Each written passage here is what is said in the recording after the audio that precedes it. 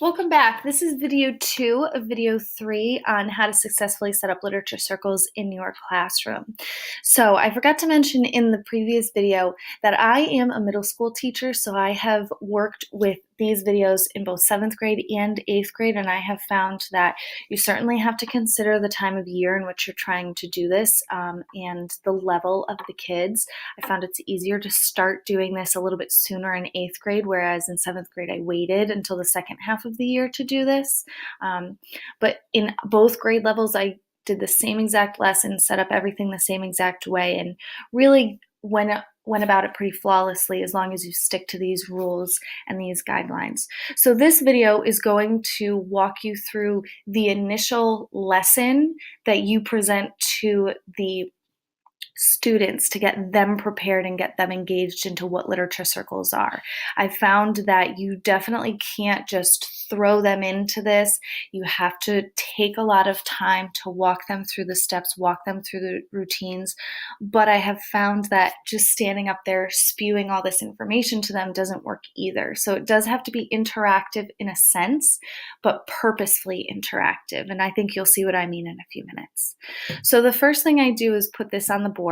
I've pre-assigned an assignment for the kids, or they come in that day and they have an assignment, but they have their groups already. So the day before I tell them we're going to do literature circles, they already have their groups so that they know where to come in the next morning and they know where to sit.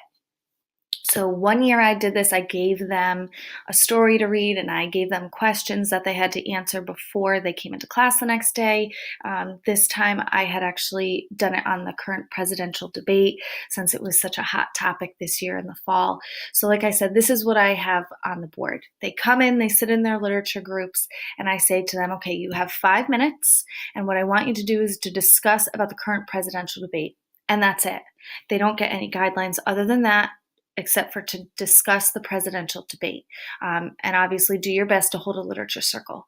The purpose of this task is for them to fail. They come to realize the struggles that they are going to have if they don't have rules, if they don't have guidelines. And that's what you want them to realize without actually telling them that that's what they need to realize. So you want them to be shouting in the room. You want them to be asking you, what do I do? What do I do? I'm confused. We need help. Let them struggle for those 5 minutes because it makes for a much better experience later on. So after those 5 minutes are done, you are going to explain to them what a literature circle actually is. And literature circles are very different than, other book groups and everything. So it's when a small group of students gather together to discuss a piece of literature in depth.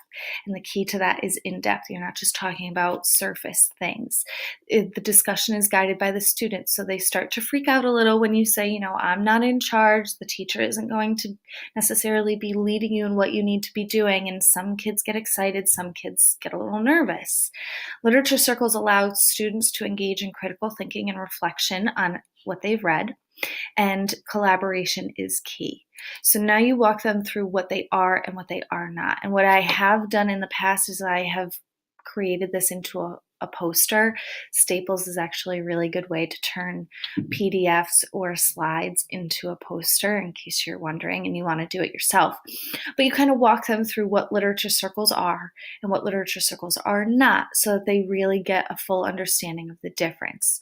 So now you're going to ask them to reflect upon those horrible 5 minutes as they watch a video. So before, you talk about what went well and what didn't go well in their 5 minutes, you now want them to see a video of what a literature circle actually is.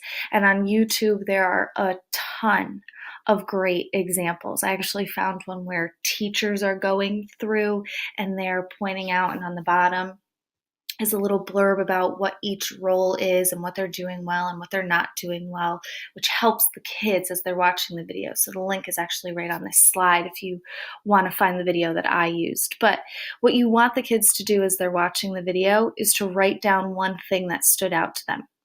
Could have been good, could have been bad, just something that stands out to them so that they have a purpose in watching this video and they're looking at, okay, what does a literature circle actually look like and how is that different from the chaos that I just experienced for about 5 minutes?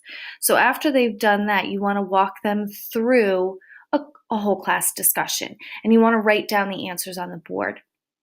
So what did you like about the literature circle that they saw in the video and that they experienced themselves? And typically they'll say that they got to talk with their friends, that they didn't have to do it in a whole class. Some kids will say things a little bit more profound. Some will say a little bit simpler, but write everything down. And then you want to go to how can we improve our literature circles? And a lot of kids will say more structure, more rules, noise level, not talking to other groups, stuff like that. And you really start to see them create the rules and the guidelines that you already have in place or that you have already decided or deemed are important for literature circles, but they're going to feel like they've created it on their own, which is really important for this whole student-centered learning experience that's important nowadays. So once you've created, okay, what went well, what can we improve upon? Now you're going to look back at that video and say what stood out.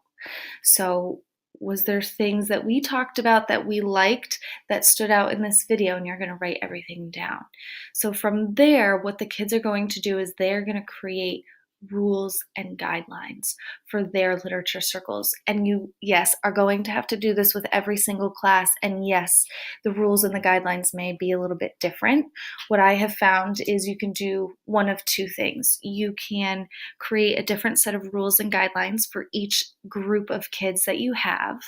Or you can say to them, I'm going to compile everything that all of the classes have created and kind of create one cumulative rule and guideline sheet so that all of us are on the same page. I think it depends on your group of kids and what's going to work best for you. I've done it both ways and I've found successes and failures by doing both. So it really is just going to depend on your students.